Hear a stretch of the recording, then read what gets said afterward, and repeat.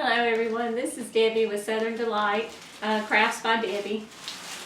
And today what we're going to be doing is I'm going to be assembling a fall flower arrangement. I have picked these buckets up from Walmart. They're just cute little galvanized buckets, and they come actually like this, where you can personalize them, put most anything you want on them. In this case, if most of you haven't picked up already, I am from the South, and I love these little sayings like "it's fall, y'all." Can't help it. That's one of those Southern traditions. What you'll also need is some buckets, some floral foam. You can pick this up at Walmart, Michael's, Hobby Lobby, Dollar Tree's got some. In this case, I've used 2 of them, and I have hot glued them together so that I can get a little bit more height than this. And what I'm going to do is just stick that down in the bucket there. Usually I'll hot glue it, but in this case it kind of fits real snug, so we're not going to worry about pulling out the hot glue gun for this project.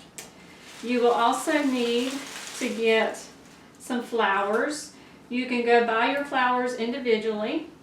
Your choice of anything, you know, you can, if you're wanting to decorate your house. I know right now, this one particularly is a fall arrangement, so I picked out just a spray that had, it actually came in a bouquet like this. I picked it up at a sale from, I think some of them up at Hobby Lobby when I was there yesterday, and then I picked up some from Michael's as well. And I got them on sale. Both stores are having real big sales right now, and I got them on sale. And I usually stockpile. I'll pick up several of these at once because I'm always doing little projects throughout the holidays and so forth. And but this is one of them I got, and and then they also had these to sell the sunflowers individually, and I picked up several of those. But for this particular project, you only need 1 sunflower, and just find you a spray like this. You will need to have a chalk pen, scissors, and wire clippers, and then some peat moss. I probably need a little bit more peat moss, but right now I'm running a little bit low on it, but that should be sufficient. But we're going to get started here. And when you buy these flower arrangements, or these pick, they're usually like 1 pick. You're welcome to just take it and stick it in there, and boom, you've got your flower arrangements. Well, as for me, I like to have them a little bit more balanced. So what I do is I usually take my wire clippers here, and I just take and clip them all out. And as you can see, most of the time they come paired. Like, say for instance, here's some berries here, and I'll just take and kind of organize them just a little bit and put them in little piles here. These have the pumpkins, let's see, pine cones. Let's see, I've got 4 pine cones here. There's some feathers. And then there's these little guys that have like the little sprigs coming out. There's a squash. I'm going to pair that one there. What I usually start with is I work from the center and come out. I'm going to use this little guy as my center section. And what we'll do is kind of poke it in there. And then I'm going to stick these 2 on each side of it, like so.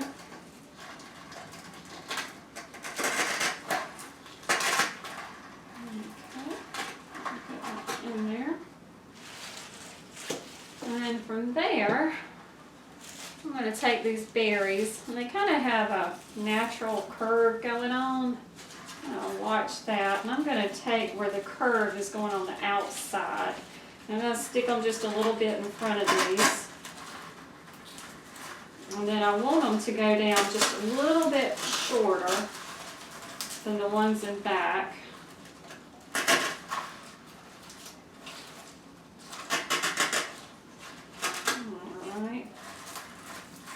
Have it sticking out like that right there.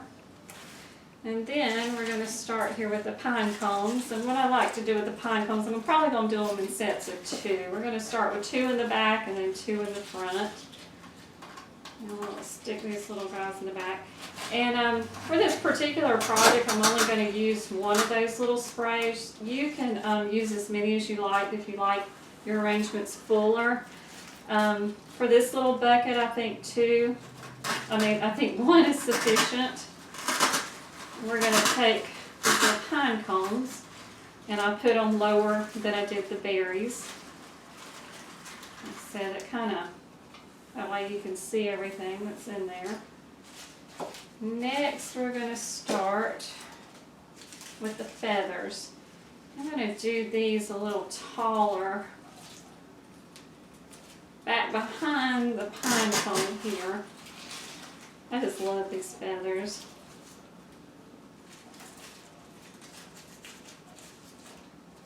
I've seen these just about everywhere I've been. I've seen them in Walmart, I've seen them in Hobby Lobby, and I've seen them in Michael's. So they're all very easy to find. Alright, I'm going to come around here, and my last little guys here, I've got a squash and then a pumpkin. I think I'm going to put my squash right there, kind of close to the middle, next to the middle pumpkin. And then this other pumpkin, I'm going to do a little bit toward the back here. Have it kind of pushing out just a little bit, like so. Front and center, the sunflower. Take and put it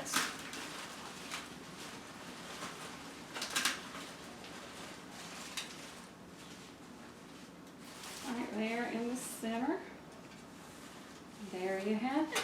And then the last step, just take your moss and kind of spread it around in there. And what this does is it hides a lot of that open space, and it makes it look fuller, and also kind of gives it more of a little natural type feel.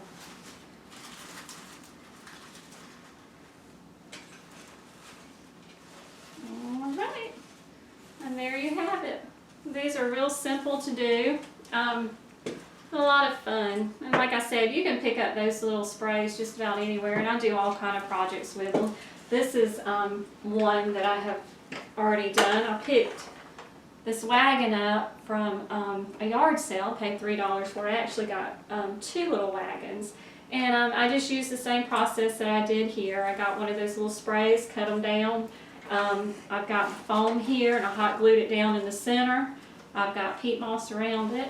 And then I just started building around it to make it look full. I think this one I may have added some extra flowers in there because it's a little bit bigger than that one. So it probably took like 1 and then some extra little picks in there. And then I made a cute little bow and added to it. But I love doing these little fall projects. And I had downloaded a lot of my ideas that I've done in the past on my YouTube channel, so if you haven't subscribed to my channel, you might want to do so, and click on that subscribe button down below. I'll be sharing a lot of the project ideas that I'm doing, and I've got a lot of them for fall. I've got some lined up. I also make wreaths, and I'm going to be showing you how, probably in one of my later videos, I'll show you how to make a scarecrow wreath. And I also want to show you how to do a Halloween wreath, and I've downloaded quite a few ideas of wreaths that I've done in the past. I'm almost up to making my 100th wreath, so I'm going to start sharing like my techniques and little ideas and things that I use to make those, and I've shared a lot of pictures on my YouTube channel, so you might want to be able to take a quick peek at that and get you some ideas. And also, I'd love to hear some comments from you. Let me know if you like what I'm doing, if you've got some ideas for me, some shortcuts, you know, just little things like that. I'd really love to hear back from you. And I'm always crafting, always looking for new ideas. I do this stuff in my sleep. But no, I'm always just looking for new ideas and things like that. And right now, this is my favorite time of the year, so I'm going to be sharing a lot of the different fall things that we're doing. And I can't wait because I've got a lot of fall lined up, and I will be completing my front porch, because if you saw my very first video, I made a wreath for the front porch, and we're going to be doing some topiaries and a couple of other projects out there for the front porch, and I'll do a walkthrough on that. So if you will, like I said, if you'll hit that subscribe button down below and let me know if you like it, and that's all. Until next time, thank you.